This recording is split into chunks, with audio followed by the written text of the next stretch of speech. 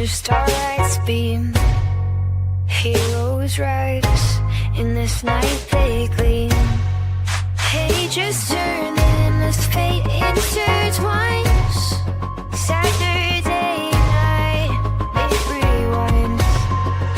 Spin tales poke the mind in that city's electric light. It's dark, heroes fight, every moment feels so right. Welcome to that weekend thrill, where stories, fashion, dreams at will. In this world we take a fight, Saturday night special guide in the night. Wonders, heroes unite. Comics and anime and bring new light. Journey through panels and vibrant screens. This colorful tapestry. Welcome. It's Saturday night, which means it's time for Saturday Night Special, the 6th best show on Renovision. With comments such as, for the love of God, let your friend stay where he's at. SNS, and that channel is a rest area toilet bowl, and you don't need any more stinking up the best comic YouTube show going. And this is an absolute terrible watch. Such douche chills. How about we check in with Jedi Johnson and see if he thinks the boys are ready to start the show? I still think we're more prepared than SNS, even with the rush who did on the show. Well, shit, I hope you boys are ready to bring the mayhem, because an all-new episode of Saturday Night Special starts in 3, 2, 1.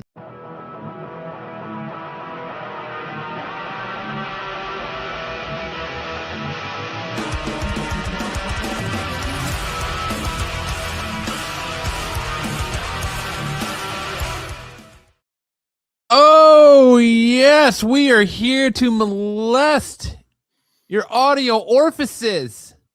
It is time for the best damn pop culture podcast in all the land, Saturday Night Special. Welcome, everyone. Hope you're having a great Saturday night. Sam, you're looking very patriotic tonight. Oh, man, when we get into the warm-up story, you're going to understand why. But it was a big week. Looked like you just walked off the golf course shooting 18 holes.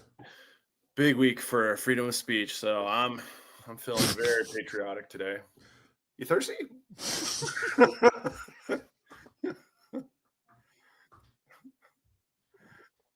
I'm a bit parched. It's a hot. No, I fucking drew It's 105 degrees here in March, so it's a little. I'm a little parched.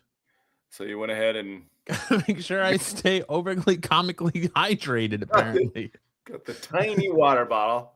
See, let's sip. Oh man, very good. Oh, what's up with you? What's new with you? Oh, I was training up the new generation of dodgeballers this afternoon. My youngest son had a little birthday party. His birthday's coming up, and a spring break. Invited a bunch of buddies over. And he decided he was going to teach him a little bit about dodgeball. So we lined him up. We let him throw dodgeballs at each other. It was a ton of fun. Nice. Sticks can't be there with us tonight because at the final 0 hour, he informed us that he had the urge to go ahead and pleasure himself with his Doctor Who pocket pussy, so he couldn't make the show tonight. He had to sonic screwdrive the old Dalek, if you know what I mean. He had to polish the old TARDIS. So he couldn't be here tonight, but all right. I'm seeing this icon on all our Renovision guys. Tyson, Ed, Sarah, they all have the same icon. Can we get a close up of that? What icon is it? Jedi. Oh, it's all the Jedi. The Jedi tramp stamp. Nice. You can't believe you're coming back for this show. You're a glutton for punishment. Yeah, well, you know. We love nothing more than to just tickle the taint of you guys, especially for Mistro, who is not a fan of our long, unnecessary, pointless intros. Yeah. Absolutely. Who doesn't like Sam's blabbering about things that have nothing to do with the title of the episode. He's very disappointed in his time here with us. So Poor Mistro just wants to have all my segments cut from the show, and then he'd be happy. That's what he wants. Ed's the same way. Ed's in the same boat. Ed is secretly for Mistro. I was going to say, I think that's secretly Ed's burner account. Tyson says Sticks won't miss the qualified, but fuck SNS. That seems to be the general Yeah. consensus from everybody in Run-A-Vision. It's all right. Me and Matt, we hold it down. Matt's got plenty of water. He's gonna make it through. I do stay well hydrated. Bloop, bloop, bloop. Matt's about to climb into his little fishbowl over there. In honor of Matt, I was also on the toilet when the show was supposed to start. That's good. That's how it goes. I salute you, Buffy guy. Gotta be ready. Appreciate you holding it down. All right, Sam. Well, with that pointlessly long, uneducated intro out of the way, what do you got for us tonight? Let's fire it up. Now, Tyson put me on to this story. And as a lawyer, I got to say stuff like this just absolutely tickles my funny bone. I love this stuff. We could have a cardboard cutout of Sticks and it would be like he's here. That's right. Yeah. Everybody remembers Afro Man from high school. I was going to go to school, but then I got high. That Afro Man. Well, he had a bit of a legal saga, little drama this last week. In fact, it's been going on for 4 years almost. The saga began on August 21st, 2022, when a group of Adams County, Ohio sheriff's deputies raided Afro Man's Ohio home, which is about 55 miles east of Cincinnati. The police had obtained a warrant to search his residence based on a probable cause from a confidential informant that there was drugs and drug paraphernalia located on the property and that human trafficking and kidnapping had taken place there. Afro Man, who was not home at the time, posted security footage of the raid to Instagram, including a door-busting breach into the kitchen, followed by police. This is the best part. A police pause at a dessert stand populated by what we'd later learn was a lemon pound cake. Yeah, there was one of the cops stopped and was just staring at this lemon pound cake on the dessert counter. An additional video showed police rifling through his closet as one law enforcement agent asked, "Is he a Raiders fan still?" According to Afro Man, police also confiscated a joint, a vape pen, and over $5,000 in cash. The cash was later returned. He was never charged with any crime. A spokesperson for the Adams County Prosecutor's Office later admitted that the raid failed to turn up any criminal evidence. Afro Man then said, "After they run around my house with guns and kick down my door," he said, "I got the right to kick a can in my backyard, use my freedom of speech, turn my bad times into a good time." What happened then was Afro Man put together a diss track album called Lemon Pound Cake of 7 diss tracks, one for each member of the Adams County Sheriff's Department who had raided his house. And he posted those to social media, YouTube, TikTok, Instagram, and he earned revenue because the Adams County Sheriff's Department wasn't going to help him fix his door that they had busted in. And so they, after he posted all these videos, they sued him.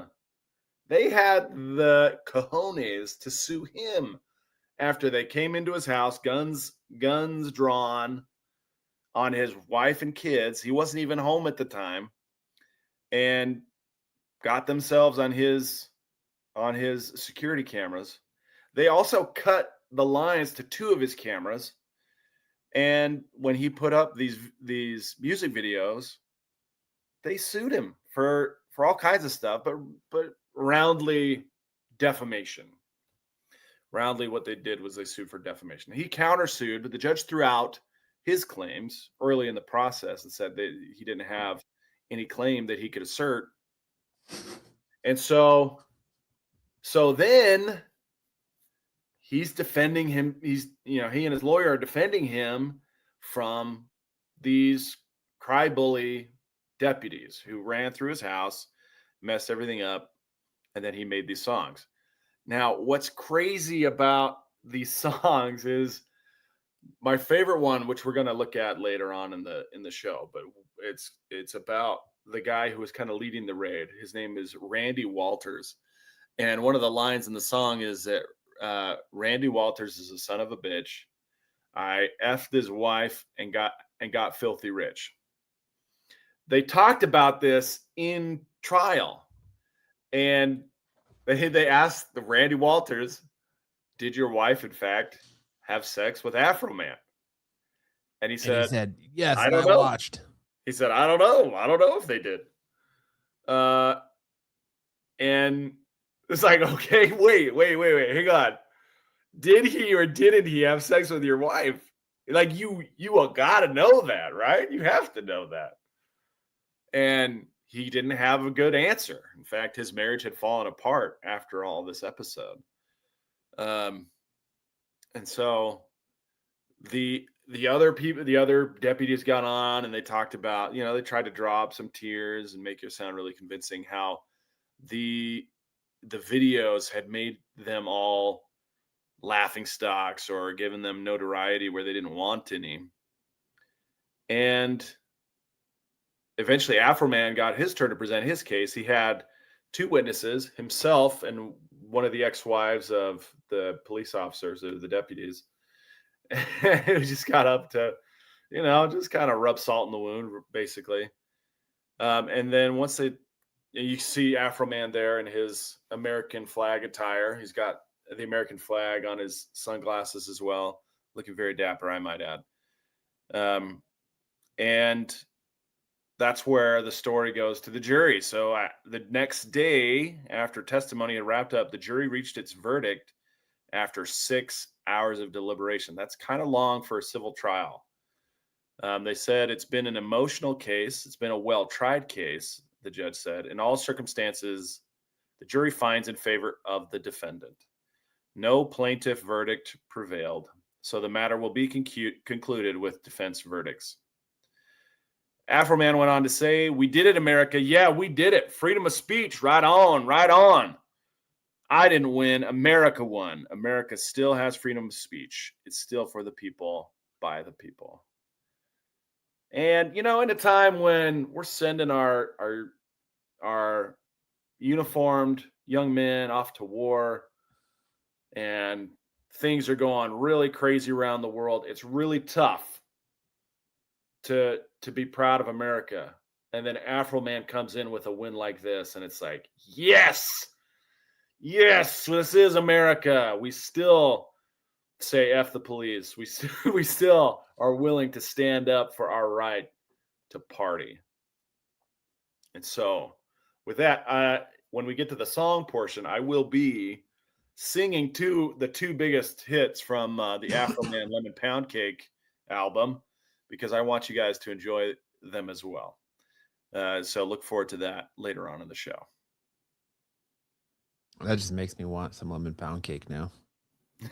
It looked pretty good. I mean, I gotta say, I don't really blame the cop. It's late at night. He's running on fumes. He walks by that glass case with that lemon pound cake, and he's like, "Hey, I could do it.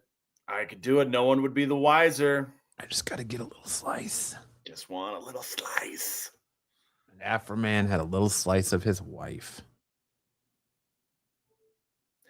In the end, we all win. When freedom of speech wins, we all win. Or do you want to pound some cake? Oh, well. Why not both? Why not both? Emotional de-stress over free cake. Distress. Desserts. Dessert spelled backwards is stressed. So if you're feeling stressed, turn it around and get some desserts. All right. Go Afro Man. That's Go one way to America. Go bring America. your name. That's one way to get your name back in the public eye after so many years. Because I know for a fact, me personally, I was just sitting around the other day and been like, whatever happened to the because I got high guy? I was gonna go. I was gonna Did he watch you clean his too. room, or but did he then just I get high? got high. You know, did he ever eat that woman's pussy too, Cause or I did he got just get high. high? Because I got high. Because I got high. Just had all these unanswered questions, but finally, you know, because of one, unbeknownst to one little lonely lemon pound cake, we got our answers. But all right, well, that's a good topic started there. It's gonna be a show. You can already tell. But with that being said, what do you think we get into some news, shall we? Let's hit it. Had a big week this week. Best week ever. Probably huge week. So much to talk about. Let's get into it.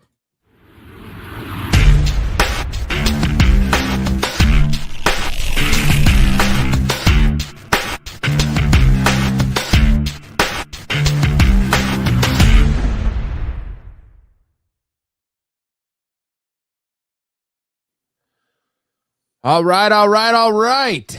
We got a lot to go over this week. We got two big conventions going on right now. We got GalaxyCon Richmond going on, and as well as MegaCon going on in Orlando. And there was some big news dropping yesterday that the minute I saw it, I was like, what the fuck are we doing here anymore? And why do we continue to allow elder abuse to go on? And apparently Frank Miller is getting his run to finally do a cover for Teenage Mutant Ninja Turtles, and it's going to be done for issue 300. And the Hollywood Reporter has revealed that the legendary Dark Knight Returns artist is finally going to reveal his take on the iconic foursome with a special cover for IDW's Teenage Mutant Ninja Turtles 300. It was fun to jump into the playground with the ninjas for this cover and reminisce that they were born by Peter and Kevin as homages to my Daredevil run, Miller said. This is one of his, for the fans, IDW's director of sales, Ryan Bokum, added, as a lifelong Ninja Turtles fan, it's awesome to be able to celebrate the landmark 300 issue of Teenage Mutant Ninja Turtles, and we're going to go all out to celebrate. From blind bags with an amazing artist lineup to Frank Miller's first ever TMNT drawing and a never before seen piece by Kevin and Peter, Teenage Mutant Ninja Turtles 300 will be the ultimate reading and collecting experience for TMNT fans with this year. The comic goes on sale on July 22nd. That is the weekend of San Diego Comic-Con. And will also feature a never-before-seen cover by Eastman and Laird. J. Scott Campbell, Juan Ferreira are also contributing one of several planned variants, while there will also be a blind bag release that should massively drive up sales. Bolcom continued, in addition to the jaw-dropping crossover, the special landmark comic will be a key issue for the future of the IDW Teenage Mutant Ninja Turtles universe. The epic storyline, The City That Never Dies, kicks off in TMT 300 with Eisner Award-winning writer Jean Lin Yang, who's writing the book currently, and blockbuster artist Freddie E. Williams II, who's also currently writing the book. Splinter and Tang Xin, the mother of the Turtles, have magically come back to life, but they aren't the only ones who have returned from the land of the dead. Plus, fans will be treated to a can't-miss backup story from co-creator Kevin Eastman and fan favorite writer Tom Waltz, and a roster of classic TMNT artists that celebrates the many eras of the heroes in a half shell as a time traveler Renet explores timelines full of familiar faces. I mean, they're all variations on the same pose, but it's basically the same pose. Yes, it is 100% all the same pose. I like how Donatello could only afford half of a staff. He couldn't afford his entire staff. He only got a baton. And it looks like a beaver got a hold of it and just absolutely took the shit out of it. I like how Raphael has swords instead of size. I was going to draw a cover, but then I got high. Yeah, or he had a stroke. You could definitely tell which hand is Leo's dominant. Because look how massive that is. Yeah. Or as Tyson says, the turtles are pounding each other's cakes. Yeah, I like Buffy's Turtles totem pole. And Ed says, won't get my money. Listen, Ed, look, J. Scott I'm intrigued by a J. Scott Campbell turtle cover. I will pay my hard-earned $1 for a J. Scott Campbell turtle cover. I will not, however, buy this Frank Miller turtle cover, regardless if it is his first Turtles cover ever. This looks like a butt on Donatello's shoulder, by the way. It literally looks like a naked man sitting in a fetal position. Two of them. Both his shoulders look like butts. Butts. Butts. It's got an old man. Can we stop, please, with Frank Miller? Look, I understand the dude's a legend. And the dude has been riding high on the fact that he created The Dark Knight Returns for many, many, many, many, many years. 30 years, 35 years. Just like Rob Liefeld has hung on to the fact that he created Cable and Deadpool for many, many, many, many, many, many, many, many years. Frank Miller is scrunching all characters on his covers. Yeah. They've all got the same crouch position. It's time to let it go. You are at an era where we have world-class artists out there. And you want to keep giving covers to Frank Miller to just keep committing atrocities. Is it because Frank Miller has trouble standing up straight? Like, is this his signature pose? I mean, they're at this point, they're doing to Frank. It's like Frank Miller's the new Stan Lee. They're going to work this dude till he dies. Some say he might have already died, and it's like a Weekend at Bernie situation where they just put his hand in a little robot machine and it draws on the iPad and he calls it a cover. And then they cash the check. Yep, and then they cash the check. Frank just keeps killing his legacy. It's done, man. Like, move on. What about this cover screams that you want to spend? Because you know it's going to be a premium, so it's probably going to be $9.90. It's probably going to be a $10 book. It's an issue 300, so it's probably going to be a $10 book, if not more, because there's a black and white version of this, so that's probably most likely going to be a ratio, and this cover will probably most likely be a ratio. So why are you going to spend your hard-earned money for this? I don't know, man. I don't know. Buffy says maybe we need to start a GoFundMe for Miller so he can afford to retire. I mean, the good news is that as far as Turtles go, this isn't like that big of a departure from the original Eastman and Laird art style. They had more of a beak face, but they were. But I never thought I could see somebody draw Turtles more basic than Kevin Eastman did. Right. But his style works for Turtles. And then you get, and then Frank Miller's like, hold my schlong. Hold my shaggy balls. Let me put this together. Donatello here looks like Mike said, bite down, I'm going in dry. And Mikey looks like Raph told him, hey, I'm going to use my spit as lube. And Raph looks like he's just uncomfortable because Leo finally got it all lubed up, and Leo looks like he's just about to bust a nut. Teenage Mutant Ninja Centipede. Real aggressive. Yeah. The turtle centipede. Cosmic says it's not horrible. Cosmic. Dude, do you need to get your prescription on your glasses checked out, Cosmic? Because it's dog shit. Dog shit.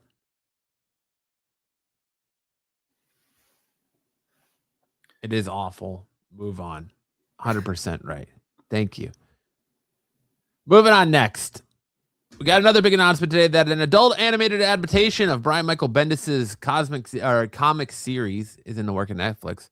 A new animated take on Brian Michael Bendis's long-running Dark Horse comic series, Powers, is in the works at Netflix. The adult-oriented series has Dark Horse Entertainment, Keith Goldberg, and Chris Torring on board as executive producers, with Bendis writing the pilot and participating in the visual development. A new animated take on Brian Michael Bendis's long-running Dark Horse comic series, Powers. I apparently put this twice.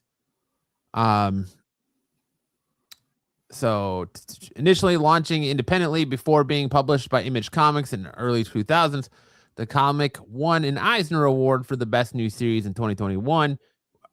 2001, with Bendis winning writer in 2002. Jesus Christ, in 2003. The series later moved to Icon, a short-lived Marvel imprint that put out creator-owned books and is now in the middle of a new Dark Horse limited series story tied to its 25th anniversary. So there you go. Get more superhero stuff on the way as Powers from Brian Michael Bendis is going to have an animated series to kind of, I guess, try to capitalize on the success of Invincible. My eyes are getting bad. I'm glad you'll admit it, Cosmic. So more Powers on the way there. This looks like City of Heroes. Yeah. If you ever played that game. The Teenage Mutant Ninja Turtles. What? Yep. What? Dude, I think my massive water jug is making me have a stroke. The Mighty Morphin Power Rangers comics relaunch will revisit the original Power Rangers as adults. While a live-action Power Ranger reboot is still in early development, this time at Disney Plus, longtime fans of the franchise will be able to reunite with the original 5 in a new comic book relaunch from Boom Studios later this year. Described as a hard relaunch, Mighty Morphin Power Rangers will be spearheaded by writer Margaret Bennett on Batwoman and artist Andrew Lee Griffith, who's doing Transformers, revolving around Jason, the Red Ranger, Kimberly, the Pink Ranger, Trinity, the Yellow Ranger, Zach, the Black Ranger, and Billy, the Blue Ranger. The story picks up with them not as teenagers, but adults, 10 years after they left Angel Grove High and retired. As for what became of the characters, it's said that Jason is now a martial arts instructor. Kimberly, meanwhile, became a world-renowned gymnast. Though now it is in her mid-20s, her career has already peaked and is on the decline. Zach is a public defender fighting for those who can't fight for themselves, and Trini is now a diplomat. Billy chose to stay behind in Angel Grove to help train future generations of Rangers. So what brings them back together? According to Entertainment Weekly, Billy opens a portal to transport his old friends back to the command center to deal with a threat that's both new and familiar. Rita Rabosa, described as a new, terrifying form of an old familiar foe. In this timeline, the original Rita Repulsa still went on to become the Mystic Mother, a plot point from Power Rangers Mystic Force. This new Rita is not the same figure. The site continues. Miss Rabosa, who's more cruel and vindictive than Miss Repulsa, needs something from the Power Rangers in order to complete her secret mission. As for Tommy, the original Green Ranger, well, all we know right now is that the first issue will tease his fate. Apparently, he was meant to walk through Billy's portal with the others, but something went wrong, suggesting his eventual return will initially be handled as a mystery. Boom Studios is expecting the Power Rangers franchise in a big way in 2026. This summer will also see the launch of Power Rangers Unlimited, which pairs up fan favorites Rangers from all eras in a new team-up series. Power Rangers Green, meanwhile, revolves around the much older Tommy in the future, in which he is the last Power Ranger. Whatever he's up to in Mighty Morphin Power Rangers will reportedly impact what plays out in the franchise's future adventures. Similar to Teenage Mutant Ninja Turtles follow-up, The Last Ronin, it sounds very The Dark Knight Returns inspired.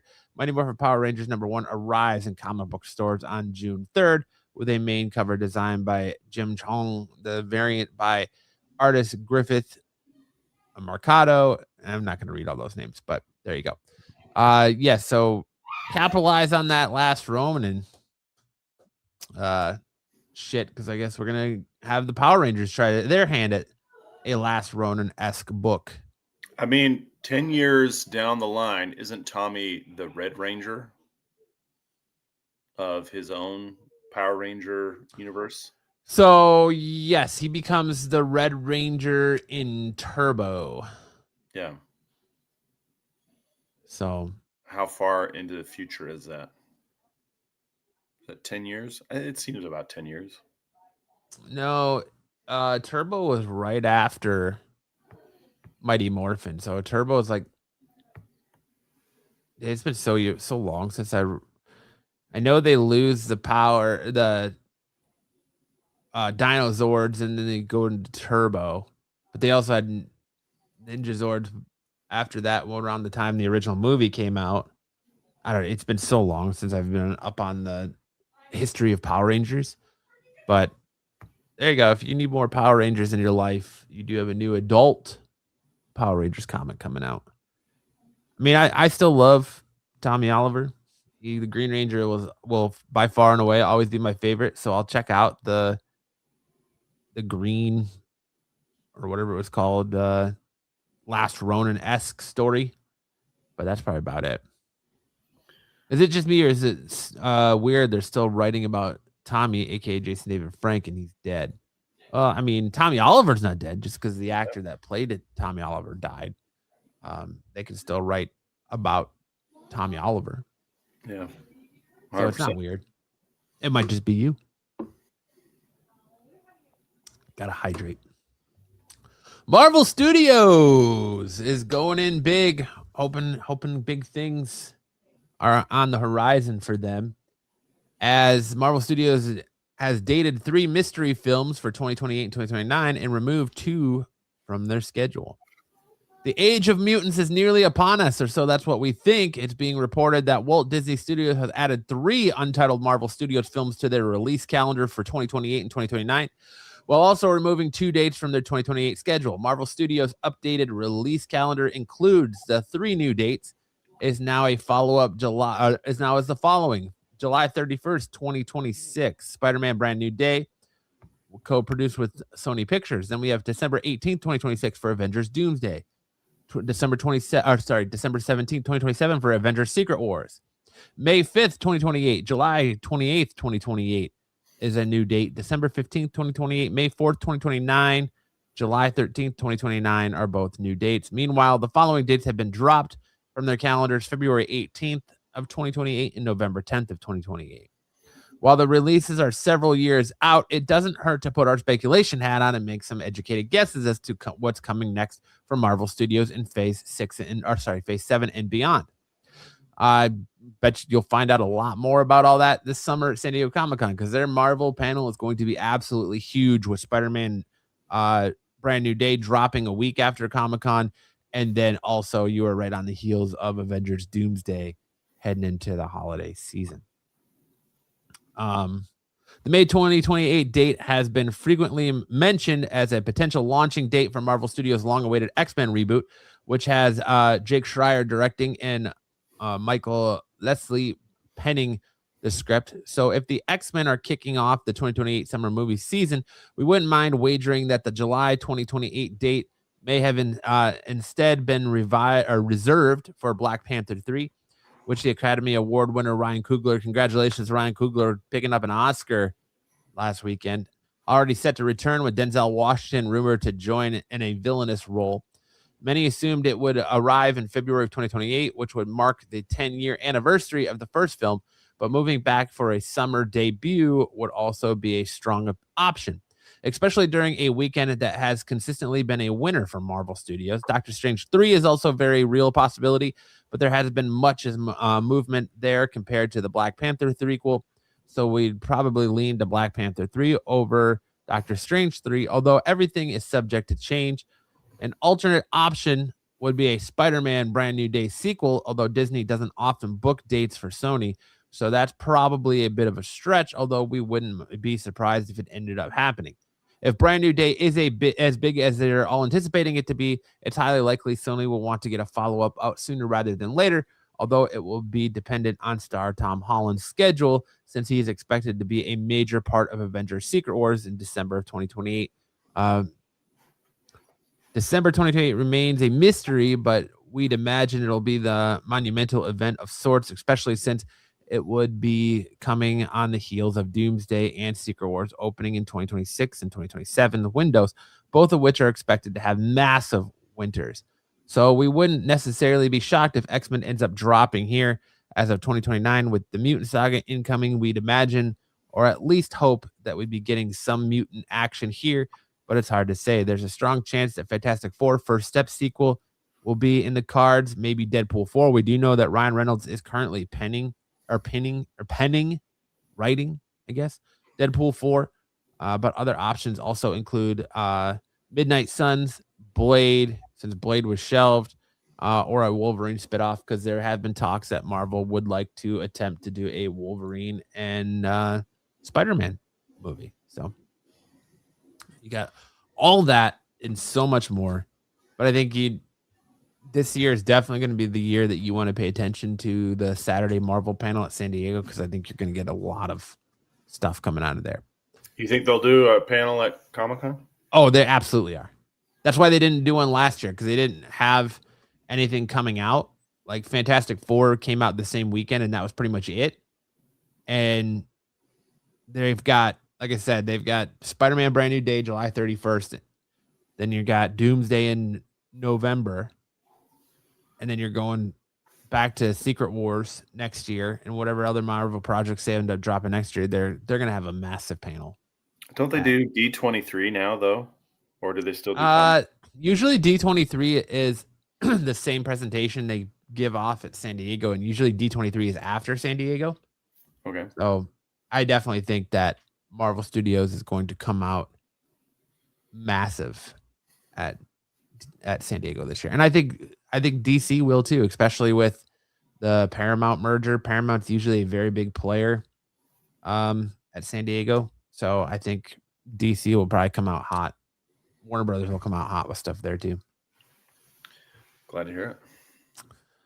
Moving on, Absolute Batman number 20 cover reveals the twisted Absolute redesigns for Two-Face and the Penguin, as we're finally getting these characters. In the Absolute universe, several of Batman's greatest foes in the regular DC universe were reintroduced as Bruce Wayne's childhood friends. When the Dark Knight was trapped inside Arc M, Harvey Dent and Oz were kidnapped by Bane and beaten and mutilated in ways meant to break them and the Bat. In Oswald Cobblepot's case, every bone in his body was shattered, and because he was conscious. God damn. I got to make this bigger. Conscious about his height, Bane made it so that the Penguin would be 2 feet shorter and deformed and in constant pain. As for Harvey, Bane crushed his head beneath his foot as punishment for being both on the side of the law and associating with outlaws. After cracking his skull down the middle, he used gasoline to horrifically burn half of his face. So they've both been pushed over the edge and are on the precipice of becoming Batman's newest enemies. Thanks to DC Comics' June solicitation, we have a first look at the redesigned version of both characters. Similar to the Joker, Poison Ivy, and other villains featured in the Absolute Batman, they're both horror-inspired and more monstrous in nature than their regular DC Universe counterparts. How else will they differ beyond that is just their appearances remains to be seen. Retrospective appearances remains to be seen. You can take a closer look at both characters below, along with a full solicitation of the Absolute titles. Frank Miller's legacy is untouchable. Okay. Not going back there. But here's Absolute Two-Face. Looks like he get walked out of an anime. Yeah. And then you also got the Absolute Penguin. Kind of like this Absolute Penguin. Looks like he's got those arm crutches, but they're machine guns also. Got his gold chains on. I like it. I think they both look really cool. That's pretty cool. Less horrific than I was expecting. Yeah, they're not going to be as pure nightmare fuel as Absolute Joker, Scarecrow is, or as Absolute Crocodile. Joker, or even Bane. But who knows it? The Killer Croc. Yeah, or Killer Croc. But I do like that design for, like I said, Two-Face looks like he just walked straight out of an anime. And then I do like that design for the Penguin. Like he's got his little braces on his legs and stuff, and there's a lot of great detail there. Can't wait for it. Only got to wait for 2 more issues, and then we'll see him. So it makes me wonder. It makes me think we're only going to get 1 issue of Absolute Scarecrow, because it's in issue 19, and this is in issue 20 that they show up. So I don't know, maybe it's just they show up during the events of the Scarecrow stuff. I don't know, but everybody's legacy can crumble when you fail consistently. Up next, we got to talk about Spider-Man Brand New Day. I mean, we got the first trailer, like we talked about, that it was going to come out Wednesday. It did drop Wednesday. You can watch it in theaters ahead of Project Hail Mary, which I hear is a great film. I can't wait to be able to get out and see it. I have not had a chance to see it yet. But Spider-Man Brand New Day sets records for the biggest movie trailer launch in history. Spider-Man Brand New Day has just set a brand new trailer record. The numbers will blow your mind. As we first reported a little earlier today, the movie has webbed up the biggest trailer launch of all time in 24 hours with a staggering 718.6 million views. Sony Pictures shared the figures, citing market research from Wave Metrics. In a mere 8 hours, Spider-Man Brand New Day topped the previous record set by Deadpool Wolverine in 2024 with 365 million views during the first 24 hours online. 100 million of those people tuned into the Super Bowl, making the last Spider-Man movie record even more impressive. Or I should say latest. Spider-Man Brand New Day also topped Spider-Man No Way Home's 355.5 million views during the first 24 hours online. It went on to become Sony's highest grossing movie ever with 1.9 billion at the worldwide box office. For comparison, The Wall Crawler has even blown Avengers Doomsday out of the water. That move's 4 teasers topped a combined 1 billion views, but that was cumulative over time, not just 24 hours. It really feels like we aren't making the fourth movie, we're making the first movie in the chapter, Holland said earlier this year. This is a rebirth. This is something completely new. The new suit is really designed in a completely different way from the previous iterations. It's also a lot more flexible, so we can kind of lean into different sides of the character that I haven't been able to before, the actor added. Did you watch the Spider-Man Brand New Day trailer? Yes. What did you think of it? I thought it looked fun. I thought they brought in a lot of characters who we haven't really seen done up to now. I thought they were also tying in other Marvel properties. So, you got Frank Castle, you had what looked to me like the Hand from Daredevil. Mm-hmm. You had Scorpion, who was teased a long time ago. Yep. And then you had Boomerang, Tarantula, Tombstone supposedly in it. So yeah, I mean, there was a lot of content, a lot of cameos, a lot of appearances, and then of course the continuation of the Peter Parker being forgotten storyline, and kind of being a solitary guy once again and trying to make it work, both as Spider-Man and as Peter Parker, and kind of failing at both. So that part felt a little familiar, but it's also probably his most compelling type of character arc is how do you do both? How do you balance the life of a superhero with that of a regular guy who has regular desires? And so it felt really good. It was a really new, but also really familiar Spider-Man territory. I've really enjoyed watching people's videos and theory videos on this from the trailer, because really Marvel didn't give you much, but they gave you a lot at the same time. And I say that in the respect of like they dropped that tease that we're potentially getting the Man Spider and Peter Parker's going through this change and he's getting the internal webbing and all that. And I like the theories that people are coming up with about like, oh, well, maybe Peter's DNA is mutating because of his time around Tobey Maguire and Andrew Garfield spiders. So that's why he's getting the internal web. I love all the theories of like what book you should expect. It feels very much like COVID times again. The speculation is high. The speculation on what books you should be going after is high. So it's a lot of fun, man. I really loved it. I think cinematically, this movie or the trailer looks absolutely incredible. The way the trailer opens when he's hanging upside the building on that scaffolding, and then it like twists around and you see that he's underneath it and he drops, and as he's falling you see the suit rippling. And they're very reminiscent of Andrew Garfield's Amazing Spider-Man 2 opening, but that shot when they go inside of his mask and you see his face and his mask and the reflection of the city in his eyes, absolutely incredible. The tones, you can tell that at one point the shot where it's very reminiscent of the cover of Amazing Fantasy 15, I feel like is going to be take place during Thunderbolts. So that's going to be him saving people as the void is coming through the city during Thunderbolts. Absolutely incredible.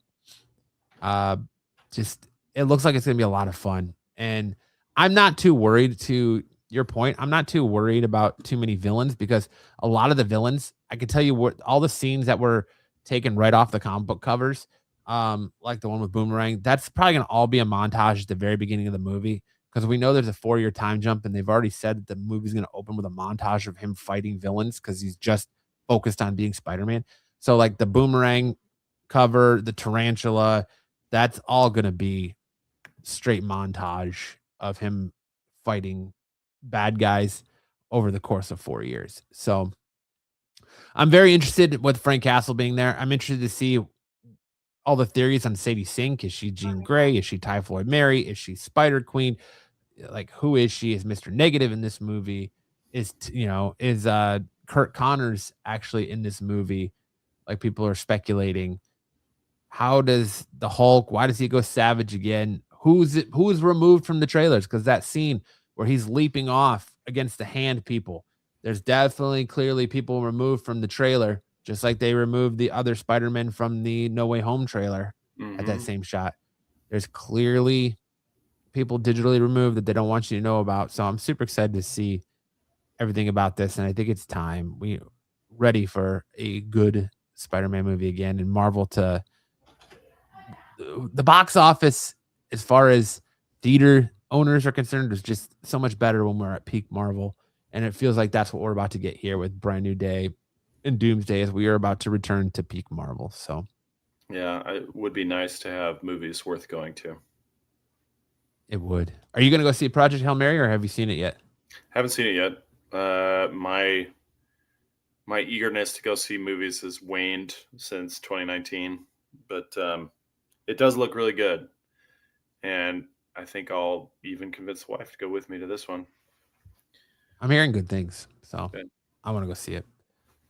I'm super excited for Brand New Day. I've watched the trailer a couple times. I think just the darker tone and cinematically, it looks fucking incredible. Speaking of Ryan Gosling and Project Hail Mary, Ryan Gosling. Ryan Gosling breaks his silence on Ghost Rider rumors. He said it's a complicated situation. Last year, rumors swirled that Marvel Studios planned or introduced the MCU's new Ghost Rider at Avengers Doomsday. The character hasn't been seen in theaters since 2012's Ghost Rider Spirit of Vengeance. And though Gabriel Luna played Robbie Reyes' version in 10 episodes of Agents of S.H.I.E.L.D. across 2016 and 2017. An Avengers franchise debut made sense, as the Russo brothers frequently added major new characters to the MCU in their movies, whether it's the Falcon and Captain America, the Winter Soldier, or Spider-Man and Black Panther and the Captain America Civil War. We did find out that whether Ghost Rider would be one of the off variants or the version of the character we take center stage in Midnight Suns and other supernatural projects post-Avengers Secret Wars. However, Ryan Gosling has expressed interest in a possible superhero movie role, and more specifically, Spirit of Vengeance, on a few occasions. Marvel Studios has given the Project Hail Mary star his seal of approval. Ryan says, "Hey man, if Ryan wants to be Ghost Rider, Gosling's unbelievable. Ryan is amazing. I'd love to find a place for him in the MCU." In a new interview with Josh Hortz, the actor was asked whether he's being in line to play the Spirit of Vengeance, and broke his silence on the latest round of rumors. Ryan Gosling says, "I don't know what to say. We keep hope alive." Gosling teased, "Some discussions have been had. It's a complicated situation." When Hortz pointed out that Gosling's wife, Eva Mendes, starred in 2020. Oh my God, I got to stop saying 2007's Ghost Rider opposite Nick Cage, the actor jokingly replied, "I'm just happy one of us got to do it," admitting that he wasn't a comic book reader as a kid. Gosling said that the reason he was drawn to Ghost Rider was just a feeling. Marvel Studios had held the rights to Ghost Rider's character since Ghost Rider Spirit of Vengeance crashed and burned for Sony Pictures in 2012. Kevin Feige allowed Marvel Television to use the Robbie Reyes version of the anti-hero in Agents of S.H.I.E.L.D. for a brief spell, and there were talks of a spin-off TV series. that never came to fruition, partially because Marvel Studios later took control of Marvel's output, leading to Jeff Loebland Productions company being made defunct by Disney. Earlier this year, it was reported that Ghost Rider would no longer make his MCU debut in Avengers Doomsday. While it could still happen in Avengers Secret Wars, it doesn't seem like Gosling will be lined up to make any immediate appearances as a fan favorite character based on his latest update. Look, I'm still campaigning for Norman Reedus. Norman Reedus is still my choice for Ghost Rider. It's not that I don't like Ryan Gosling. I think Ryan Gosling is a great actor, but when it comes to Ghost Rider, I think Norman Reedus would do a much better, accurate portrayal of the character than Ryan Gosling. So yeah, Ryan Gosling is more of a driver than a motorcycle rider. That's a good point. Yeah. Plus, we all know Ryan Gosling is going to end up being Black Panther. Ryan Gosling is the next Black Panther. You think so? We all know that. Yeah, that's been set in the cards for a long time. But yeah, Norman Reedus's Ghost Rider would be perfect. It's who I'm holding out for. Always have. We'll continue to do so. I will hold my schnuts tight waiting for that. All right, but that's all the news story we have this week. Now we're going to hand it over to Sam to get you all filled in like tentacles coming out of orifices. It's time for some big news in anime. Watch your ears.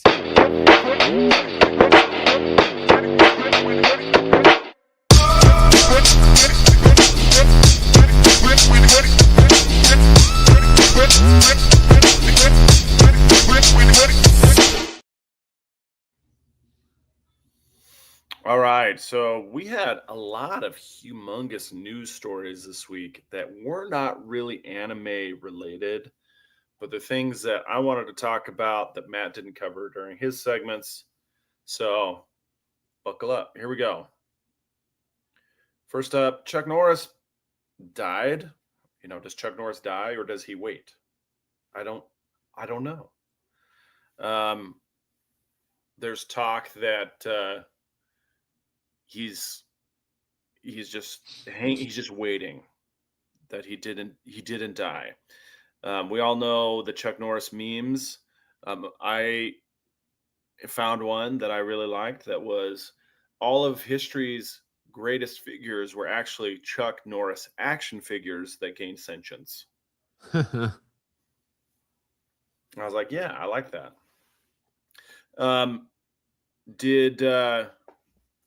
Does anybody else have some great Chuck Norris memes? Please put them in the chat. I would love to see them. But yeah, Chuck Norris was a big deal for bearded gingers like myself.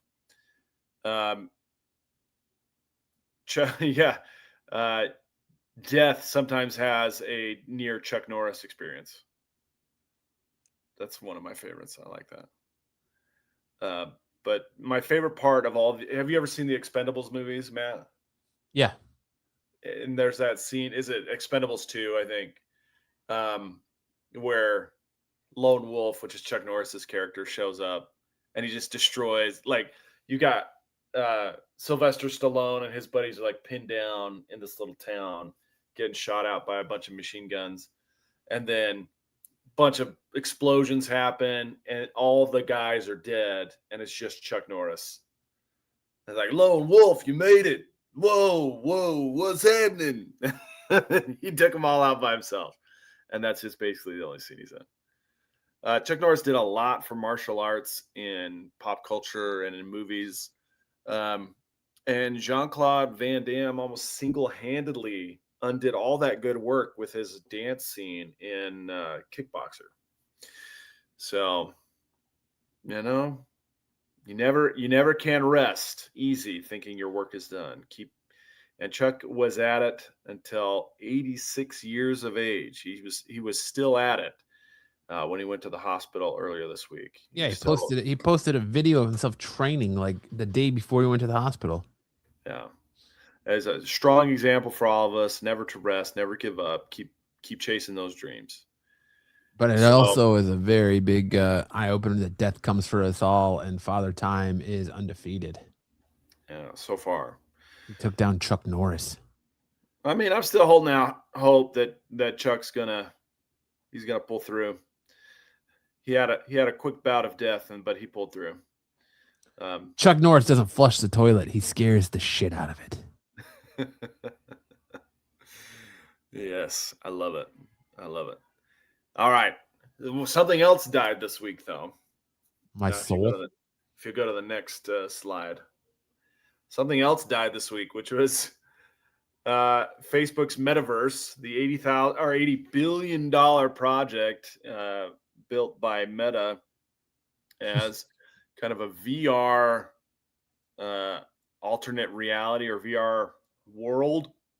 They announced plans to shut it down, and then just a couple days later, they backtracked and said, we're not quite ready to shut it down, but we do have plans to support Horizon Worlds in VR for the foreseeable future. We'll keep Horizon Worlds working in VR for existing games to support the fans who've reached out. For people who already have games that they like, that they're using in Horizon Worlds, they'll be able to download the Horizon Worlds app and use it in VR for the foreseeable future. Now, the thing that Metaverse didn't do was they didn't make the alternate reality or the VR cool. They didn't make it cool. Like Ready Player One status. Yeah, Ready Player One or Tron, those are all examples of a cool computerized alternate reality. And Metaverse was just kind of dorky. I mean, look at this picture. This was the image that they decided to go with, where you have just kind of a very basic Mark Zuckerberg looking me just standing there. I can't even remember what they called their avatars, but he's basically a Nintendo me without any personality. There's this one meme where it's like chat roulette or something, and it's a girl, and she gets on there and tells the guy that he's ugly, and he says, ugly, at least my face has personality. Your face is easy to draw. And she's like, what? How do I respond to that? And that's what we have here. It's like, Mark Zuckerberg, your face is easy to draw, bro. Mark does look like what he looks like in real life. Yeah, alien. Just like a uncanny valley type person. Well, almost. Pull that pull cord again. Let's see if we can get him on. Sticks, welcome. I'm glad you could join us. I hope you cleaned everything up really well. I did. Hope you disinfected it. Use a black light to really spot those hard to reach spots. But yeah, I know they say the TARDIS is bigger on the inside, but that shit's ridiculous, Sticks. Sticks, did you ever dive into the metaverse? I have not. No. Sticks' internet's so bad he's still on the AOL verse. He's still got the "You Got Mail." That's right. You got mail. Sticks' VR is basically Pong in 3D. It's fucking Netgear discs. Yep. Well, this is the most hilarious failure of all times, but I do have a feeling that it could become something like Tron. The metaverse could become the grid from Tron if Mark would put it in the hands of somebody a little more capable of human emotion. I see Sticks as more of a Netscape guy. Netscape Navigator. What All right. Netscape? No. Yeah. We also lost a massive comic book artist today, Sam Keith, who did. What? Yeah, Sam Keith passed away, creator of the Max and a He was lot getting of ready other for a stuff. comeback, wasn't he? Wow. Zero Girl. He was born from the great state of Michigan in Grand Rapids. So it's tragic. He was 63 years old. Yeah, a little early. Wow. I didn't hear that. That's crazy. All these whippersnappers, they're all whippersnappers to you, Sticks. Yeah, I know. Yeah. Then this week, we got Sonic 4 casting news. Sonic 4 coming out next year, I believe. Yeah. The the list of cast members returning, you've got Jim Carrey coming back again as Robotnik. He said he'd retired from acting so many times, but he keeps coming back for these movies. And, you know, I got to say, I'm glad that these are the movies he's coming back for, because the performance he turned in Sonic 3 was tremendous. I mean, both performances. I absolutely loved the dance-off between Jim Carrey and Jim Carrey. It was such a fantastic Jim Carrey moment. And if he keeps coming back for stuff like that, and they keep putting stuff like that in these movies, then, you know, more power to him. But you also get Colleen O'Shaughnessy, the voice actress for Tails, Idris Elba for Knuckles, Keanu Reeves as Shadow, James Marsden and Tika Sumpter as the live-action characters Tom and Maddie, and also Lee Maidoob as Agent Stone. And then we also have several other new characters: Ben Kingsley, Nick Offerman, Matt Berry, Richard Ayoade, and of course Kristen Bell is playing the voice of Amy Rose, who is Sonic's pink friend here in the poster. In the post-credits scene of Sonic 3, it let us know that there was going to be a Metal Sonic militia or something that they were going to be fighting in Sonic 4. So we expect that kind of storyline is going to play out in Sonic 4. Agreed. And then finally, we do have some anime news, which is that we got a better idea of how the WIT Studio, the One Piece reboot is going. The whole idea behind it is they're going to use modern artistic styles for the One Piece anime series remake, and they're going to pace it very, very quick. It's a way for modern audiences who go back to those old episodes from almost 30 years ago and say, I just can't get into this. It looks so different than what I'm used to now. And so that's really the whole thing behind it. Why did this? I must have added the wrong one. But that's the reasoning behind the pacing. Is it making progress? It's making some slow progress. We still don't have any idea when the release date is going to take place. But we are getting some news. We had expected some more news about it during the One Piece anniversary event late last year, but we didn't really get any news on it. Instead, they launched more trailers about the live action, which has been very well received. I'm on my third or fourth watch through. And it debuted on Netflix's top 10 with 16.8 million views. I don't know how many hours that translates to, but that's a lot of views. It's number one in the world, and it'll probably stay on that list for a long time, like it did the last time around. That is very good, so I encourage you guys to check it out. And when we get more news about this one, I'll let you know.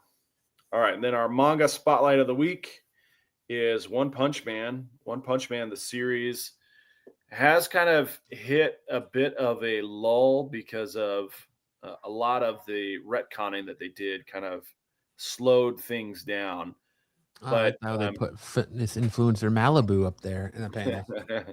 But right now they're leading into the next big arc, which is the Neo Heroes arc. So you guys probably remember the Monster Association arc. That was the last big arc where the Hero Association took on. I know Ed remembers. Ed remembers like it's the back of his hand. I'm sure they took on a bunch of monsters, or they're taking on a bunch of monsters in the anime. And one of the standouts is a guy named Garo who gets monsterfied, and he and Saitama will eventually in the anime go toe to toe.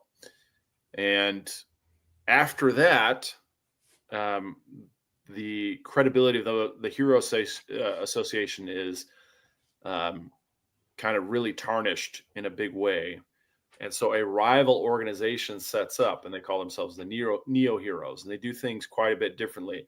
All of their heroes have battle suits that enhance their strength, and they work as a team, whereas in the Hero Association, each hero is expected to operate on their own.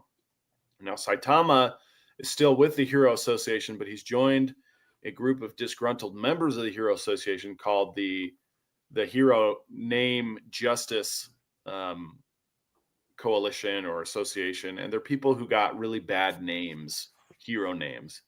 And they've chosen Saitama for their leader because not only is he the highest ranked out of them, but he also has the worst name, which is his hero name is Caped Baldy. And so while the Hero Name Victim, that's what it's called, the Hero Name Victim Association is gathering to protest, these several huge monsters attack the Hero Association.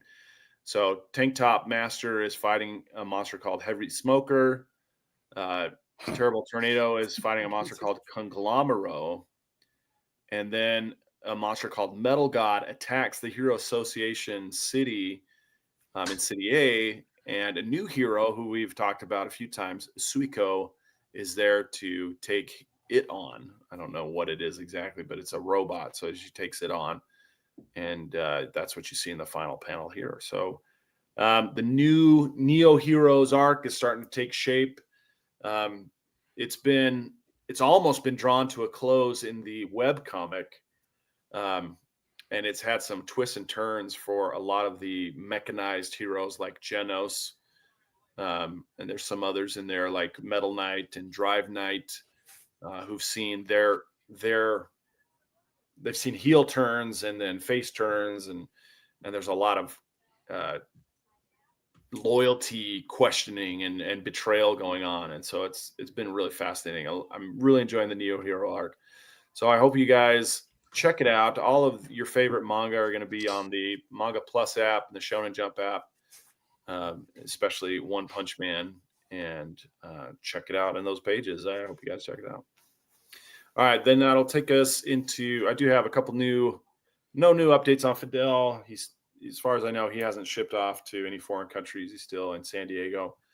But then we've got some new highlights to share. So first one, we had a new guy. His name was Nate. He was a friend of Fidel, and he was doing pretty good. Making some moves. I guess he's a volleyball athlete, not really a dodgeball guy, but he's got guts. And he did a slide with bare knees on carpet. so he took home a little friction burn souvenir on his knee, but did really well. So he's this guy in the Deadpool shirt taking us all out. Nice. All right. And then the other one is, I think it's me. Yeah, me versus the whole team by myself. My team got out pretty quick, and so it was me versus 5. And they were moving. I had to really do some spot dodging because I was getting tired, so I had to be very careful and conservative with my movements. That's 2 and 3. There's 4, and the last one was a little kid, and I just knocked the ball out of his hand. Whew, old man, getting it done. Nice. And still showing up for the podcast. Sticks. Listen, I'm here. when the urge hits, sometimes you just got to go. Yeah, got to stroke it out. Is exactly right? Especially when Stroke it.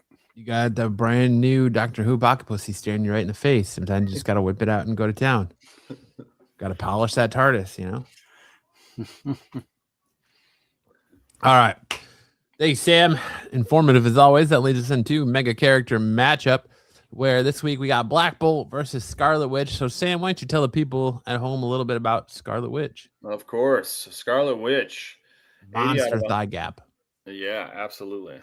You know, that's the way you want it. That's the way you want it. David Nakayama knows what we're after. You got an 80 out of 100 for intelligence. She's highly knowledgeable in magic, chaos theory, and mystical lore. Only a 20 out of 100 for strength. Normal human strength unless magically enhanced. 30 for speed. Human level, can teleport or levitate via magic. She got a 40 for physical durability and a 95 for magical durability. She's physically human, but magical shields can take cosmic attacks. Her energy projection is 100 out of 100. Chaos, magic blast, hex bolts, probability manipulation. Combat skills are 60. Trained by the Avengers, relies more on magic than martial arts. She got an 85 out of 100 for stamina. Magic allows prolonged combat exhaustion only from overcasting. A 40 out of 100 for agility, human level enhanced only through spells. A 70 for reflexes, magical precognition, and probability sense booster reaction time. She's got a second 100 out of 100 skill here, reality warping. She can rewrite matter, physics, probability, and even history. No More Mutants is a very famous example of that. Chaos Magic Mastery, 95 out of 100, almost 100 there. One of the most powerful magic users in Marvel. She got an 85 out of 100 for telepathy and telekinesis. Strong telekinetic control. Telepathy varies by era. And her third 100 on this list, hex probability manipulation, can alter outcomes, cause failures, or force events to occur. Refreshers on Black Bolt, same. Black Bolt's got an 85 out of 100 for intelligence, a 90 for strength, an 80 for speed, a 95 for durability. Also a 100 on energy projection, 70 for combat skill, 95 for stamina, 70 for agility, 85 for reflexes, 80 for cosmic awareness, 95 for electron manipulation, and a 100 for voice destructive potential. All right, let's get into our scenario. Here we go. A barren dimension between realities, a place Wanda is stabilizing after a magical rupture. Black Bolt arrives with the Inhumans, believing the disturbance threatens Atalan.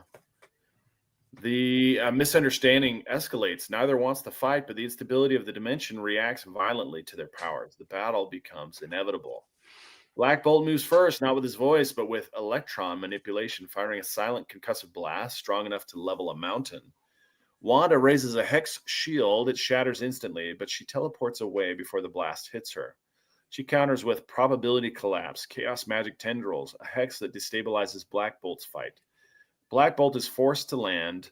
He realizes she is not a conventional energy wielder. She is bending the rules of the dimension itself.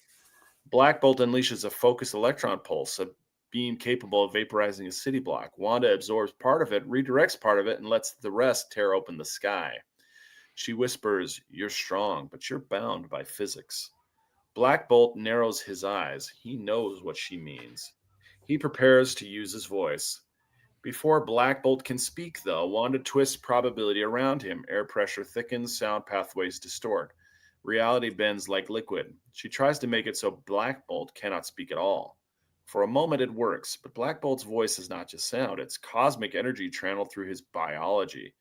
He forces a micro whisper through the distortion. The result is catastrophic. A whisper, barely audible, creates a shockwave that tears the dimension open. Wanda is thrown across the void, her shields cracking like glass. She survives only by rewriting the laws of force around her. Wanda rises, bleeding but furious. She stops holding back. She casts a chaos inversion, rewriting the local physics so that energy becomes unstable. Electron manipulation becomes unpredictable. Sound collapses into silence. Black Bolt tries to speak again, but the sound dies in his throat, not because he's muted, but because Wanda has rewritten the rules of sound in his pocket of reality. Black Bolt realizes the truth. He cannot win here, not in a place where Wanda controls the laws of existence. Wanda lifts her hand. Reality bends around Black Bolt like a cage of red light.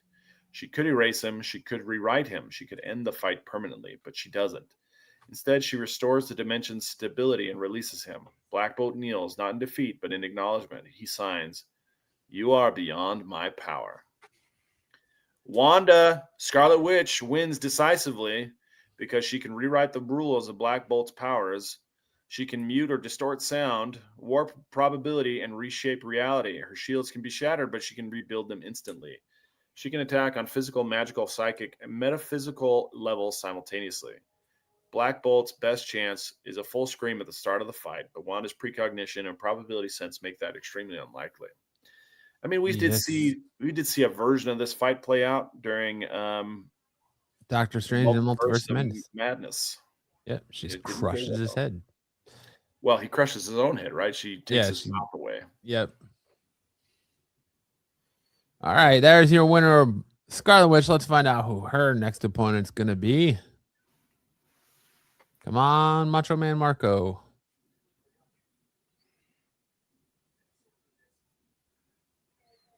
Falcon. Another win for Scarlet Witch. She's going to tear through this. Watch Falcon get absolutely annihilated. She's going to tear through our roster. Yeah, probably. All right, that brings us to best and worst covers of the week. Kicking us off here for the worst cover of the week, we have this cover B, Assad Rabic variant on Detective Comics 1107. Look, here's why I picked this as the worst cover of the week, because it's not really that bad. Other than he's kind of short. Like he's a very short Batman there. Why has Batman got a boner? This looks like something out of Dick Tracy, though, don't you think? A little bit. Yeah. Like he's got like a Tommy gun. Yeah, getting out of the car. He's got a peanut shaped head. He's getting out of a car that looks like it bends around a corner. Yeah. And he's got that like gas hook gun or Gatling gun there. And he's got a boner. And yeah, he's got his grappling gun, but He's it looks like he's a Tommy excited to be there. So he's turned on by justice. Busting criminals gets me hard. I'm gonna bust a criminal and bust a nut. I've got a boner for justice. Then we got this this Jonas Scarf Marvel Monsters variant on Amazing Spider-Man here. That's not, why is Courtney Love cosplaying as Mary Jane? And I feel like this is a cover that was probably supposed to be used months ago. And they're like, we got too many variants in this one. We'll just stash it. And they're like, all right, well, let's put it on this coming up issue. I still don't even know what Tyson's like, usually you guys put him in best cover for his boner. I'm bricked up for revenge. The Batwang. Just not digging the Courtney Love Mary Jane cover there. No, it looks weird. Then we got this Chad Harden April What the Fool's hell? Day variant for the Punisher. What the hell happened to Chad Harden? His art, when he was doing Harley Quinn, it was phenomenal. His art has gone downhill big time. The tiny whitey of justice. Ed says, I bet Cosmic likes this. I bet he does too, Ed. But you got, of course, Frank Castle's a tidy whitey's guy, huh? Yep, I guess so. At least they're not lace Look at the panties. size of that Uzi he's got there too. Yep. Ridiculous. Then we got this Maria Wolf X23 variant. I don't know what the hell this is. Look at the size of those claws. Her rib cage is weird. The leg is weird. It's like Bruce definitely turned took that. sideways, but yet the foot's even more sideways. Yeah. And I like how she's got the sickles. Looks like she's gonna go cut down some corn on her hands. She's gonna mow some lawns. I like to shuck. And then we got this Peach Momoko variant on Generation X23 number 2. I like how it looks like Honey Badger's claw is like melting into her knuckles. I mean, I like this better than the last one. Why does everybody has the Jedi icon? Yeah, what's that about, Sticks? Fill us in. I don't know. They were just sharing it around yesterday.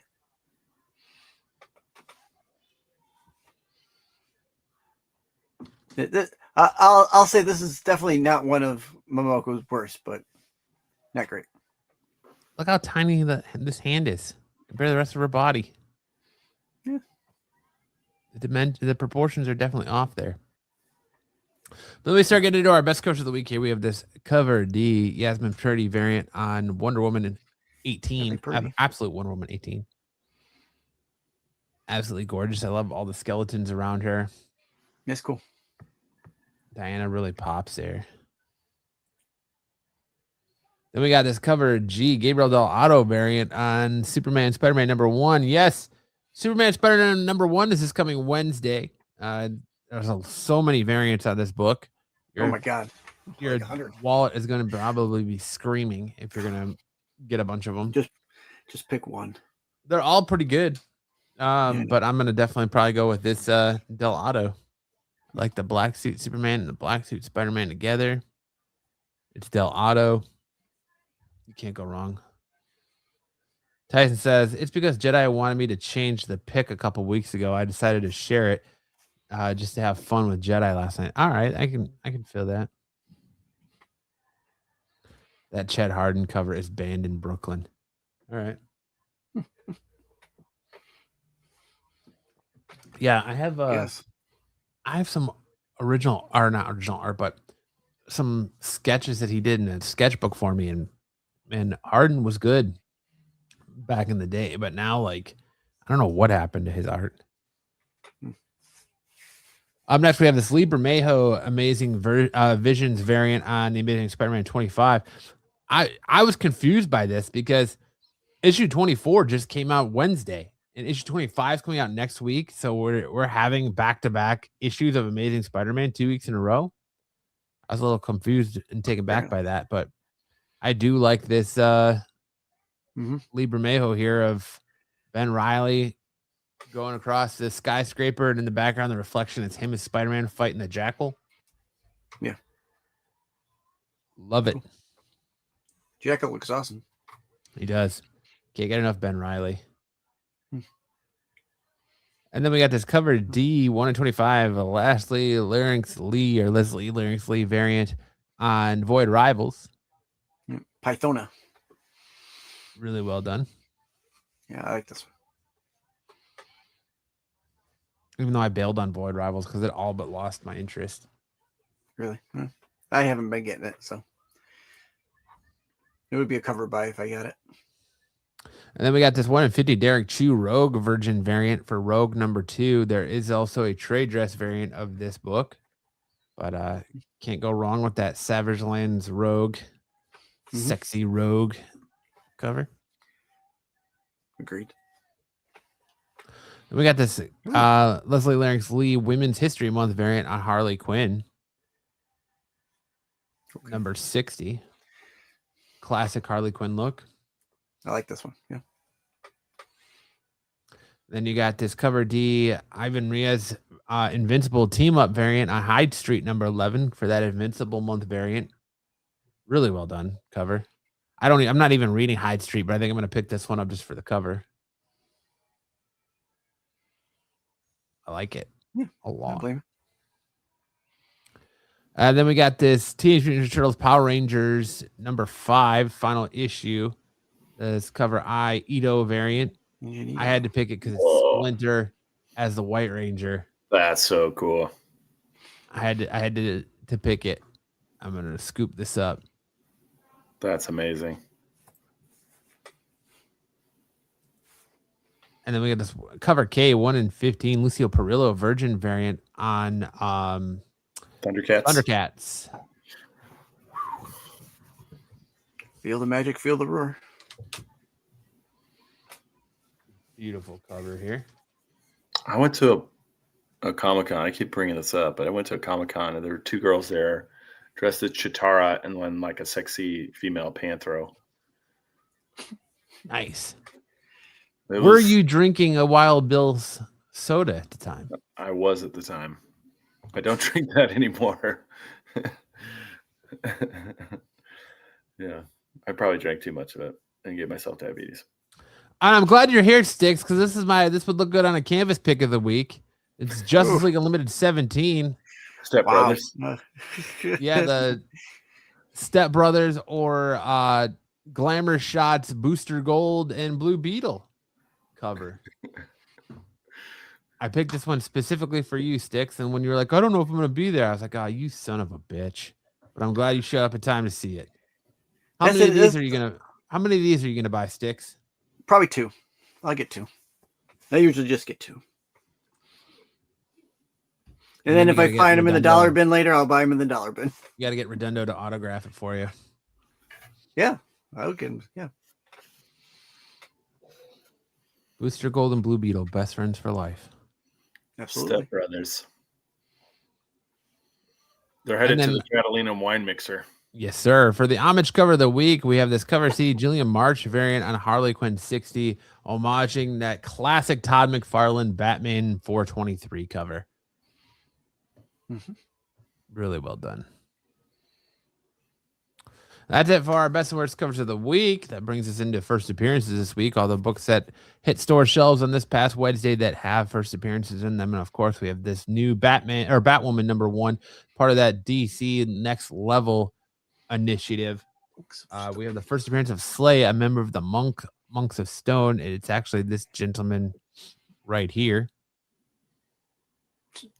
Nice. This is a very. It's gonna be heavy. I picked this up just because it's a #1 relaunch of Batwoman. It's very the art is very weird, and it's definitely Looks a interesting. very psychological issue that deals a lot with her being in therapy and her trauma and all that stuff. And it's one of these books that I wasn't reading Batwoman beforehand, but I feel like you really, really need to read Batwoman to be up on it, to understand what's going on.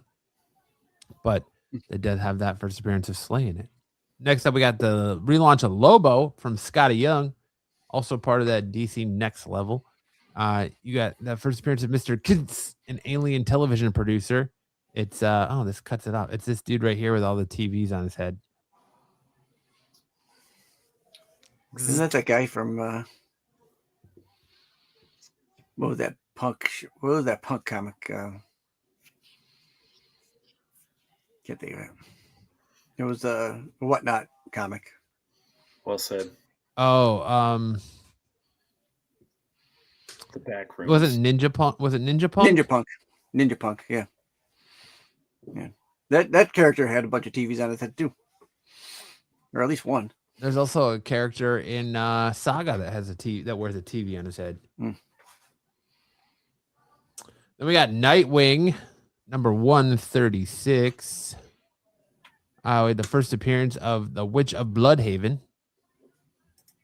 who is a woman that Nightwing just randomly shows up in his Dodge Charger and picks up on the side of the road or in the middle of the freeway. But you got the first appearance of the Witch of Bloodhaven there. And then in Superman Unlimited #11, you got the first appearance of Master TXYZ, a fifth dimensional demon, previously who made a voice cameo, but there he is right there. Looking like the Jackal almost. Is it pronounced Texas? Maybe it is. I don't know. Master Yeah, Texas. But and then we got New Titans, the first appearance of the New Titans, Superboy, Yara Flora, Stephanie Brown, and Kid Devil. I'm sure Bruce picked up a couple copies of this book.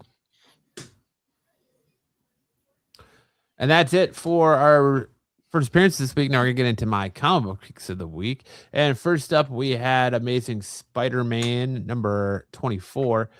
Part 4 of the Death Spiral storyline. I'm really enjoying Death Spiral. I don't know about you guys out there in listening world, but I'm surprised by Death Spiral. I still hope they stick the landing on this, but the first 4 issues have been really, really solid. I've been really, really enjoying it. I kind of like the chess match we're getting here a little bit, and I still am leaning very much towards Death Spiral being Muse, but I've really enjoyed this Death Spiral storyline, and I can't recommend it enough. You get all the stuff you want from Spider-Man. Really, you get Venom, Mary Jane, Carnage, Eddie Brock. They're all the big players are here, man. The death of the Shocker. See the Shocker die. So it's been a lot of fun. 4 parts already. I can't wait for part 5. But I am, like I said, shocked that issue 5 or 25 comes out this week already. You like the Scotty Young Lobo cover, BK? Next, we have Battle Beast. Battle Beast came back from its hiatus for issue 7. It's more of Battle Beast goodness, man. He's continuing his conquest, although it's a little weird that his little alien partner, the prince, was regenerated now, and he's so focused on the fact that he's got a penis again. It's a little disturbing there, but it's still a good Battle Beast issue, setting up for what we're about to see. The Viltrumite War is about to happen. Conquest is about to show up. We're going to see Conquest absolutely annihilate Battle Beast soon, I'm sure. But glad to be having Battle Beast back. It's a enjoyable read, little change of pace from everything else I've been reading lately. And then, of course, we had Deathstroke, the Terminator #1 relaunch, part of that DC Next Level as well, from friend of the program, Mr. Tony Fleece, writing this book. Really good debut issue for Tony Fleece. Strong, starts out very much action-packed, where Deathstroke has a hit put out on him, and he kind of gets double-crossed and falls into a trap. Very Deathstroke-esque, but it is very violent. Hits the ground running. It's a real fun read. I'm really intrigued by it. I think Tony knocked it out of the park on this one. I can't wait for issue 2 there. And then, of course, we got Wrestle Heist. If you aren't reading Wrestle Heist and you're a wrestling fan, what are you doing? BK, are you reading Wrestle Heist? I know you're a pro wrestling fan, but I love Wrestle Heist. Kyle Starks is killing it right now. He had 3 books out this week. And Wrestle Heist is fantastic. We're finally getting to the heist part of it where they go and start to rob the fights giving. So it was a lot of fun, a lot of development as we head into the, I think, go home issue in issue 5 next month. So definitely check out Wrestling Heist if you're into comics and into pro wrestling or heist movies. It mixes all 3 very, very well. And it's a very, very well done book. But that's it. That's my comic book picks of the week this week. Now we're going to hand it over to Sam for which song did Sam rap better? As we already kind of got a little bit of teaser there. We're getting double Afro Man this week. So what do we got, Sam?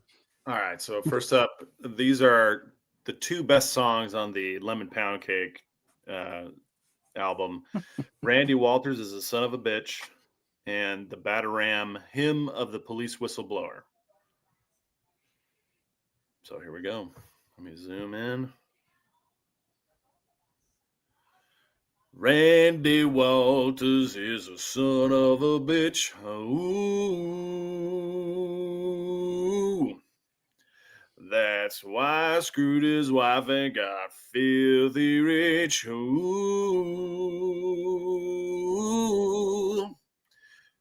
Fix my doors. Stop stealing my dough.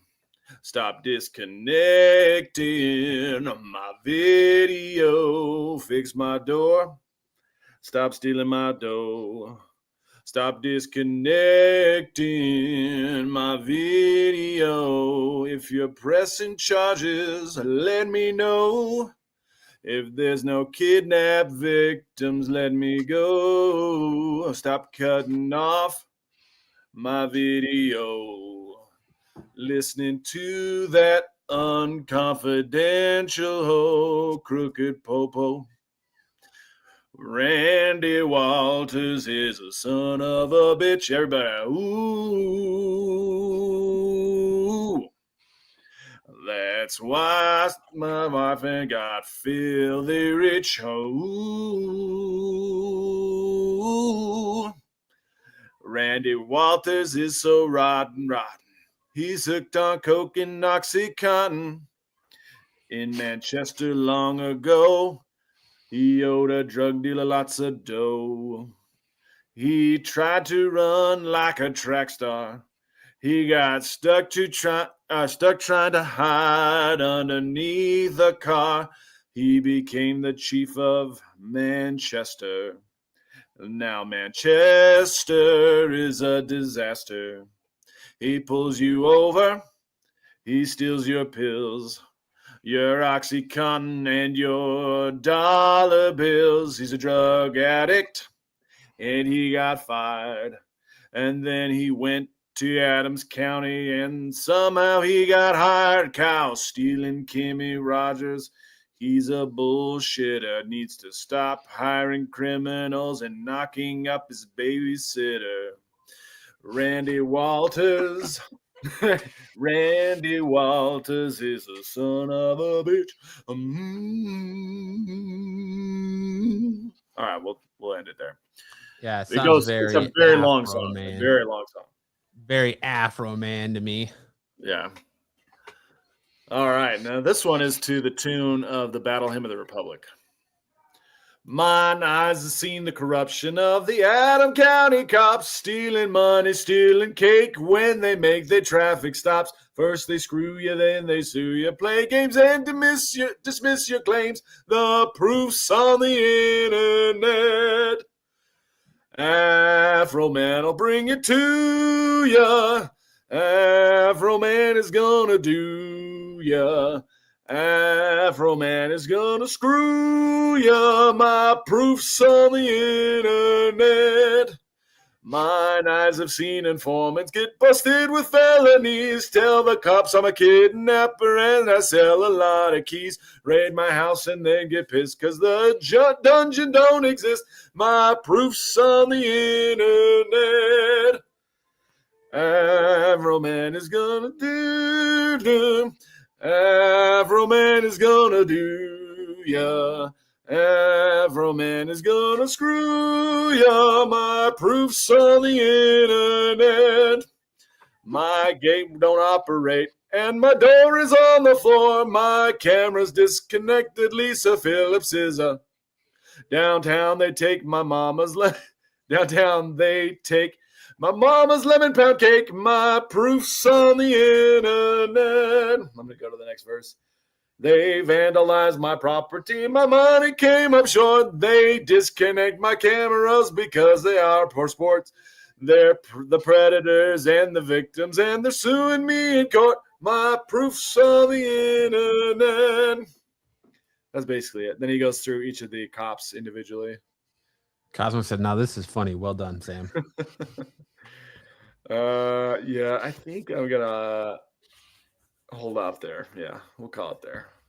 He starts getting into some like derogatory terms. Who doesn't love Very that good. for man? Very good. But you guys should definitely check out the videos. Lemon Pound Cake is so funny. It's just like the love song of the cop who's trying to eat his mom's lemon pound cake. It's really good. It's really something. He did sue them, and the judge threw out the claims. He did try, and instead because they wouldn't help him, and because the judge threw out his claims, he just decided he was going to release these songs and get paid that way, and it has worked. He's made millions off of the views, and now that the trial's done, he's making even more views. He's getting even more views. So everything that he planned is going well. Freedom of speech, baby. Let's do it. All right, that's it. Absolutely.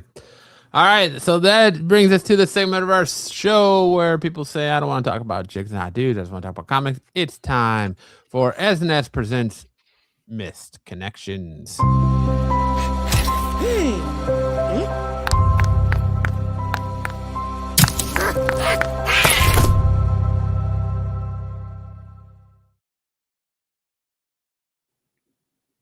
All right. Kicking us off, Sam. Looking for white oak to work. 49 chubby white male looking for hard, long pieces of young white oak that I can work with. 18 to 25. I need something I can really wrap my mouth around. Damn. Ayo. This reminds me of a Japanese game show I saw one time where they had a straight porn actor and a gay fellatio artist, and the straight porn actor had to get a blowjob from the gay fellatio artist and not come. He had to hold it in for as long as possible. And if he didn't last the time frame that he lost, then the gay guy won. And I was like, this is insane. But of course, we got to see how this turns out. They had everything like it was like a box, so you could only see the straight guy's face. And as he battled against the homosexual blowjob. Oh my gosh. Wow. So funny. But every Have time either of you ever seen Naked Attraction on HBO Max? It's No. a British game show where the contestant, you got to try to go on a date with someone, but you only see them naked, the contestants naked to start off with. So like you see their junk and from the waist down and all that shit. Like fucking reminds me of that. Yeah. It's crazy. Buns, Hardy. I have some nice soft buns. I need to know what type of meat will be good in them. Sticks? What are your thoughts? I have none. I don't know. Hey. Sticks would put a nice tube steak in them. Oh. A nice ground chuck. A nice little machito. No. Because we all know that Chuck Norris can divide by 0. That's right. Holy cow. You were that fat dude that liked crushing that smaller dude's Hollywood. I'm a small guy, 33 years old and short at 5'6" and 130 pounds. Always impressed by bigger, better dudes who like to throw their weight around. Would be cool to be a friend to wrestle around a bit with who likes squishing, crushing a smaller dude. A lot of this is just me remembering how fun it was to wrestle around like this when I was younger. Is that you? Hit me up and tell me about you and why you like this sort of thing, and we can set up a meet. I can get squished by some pretty large weight.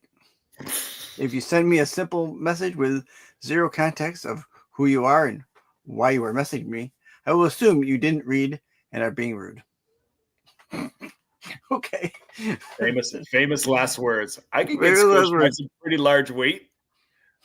I can get squished by some pretty large weight. Alrighty then. Donut shop, Oroville. Was it you, B, at the Donut J shop for getting some you donut holes?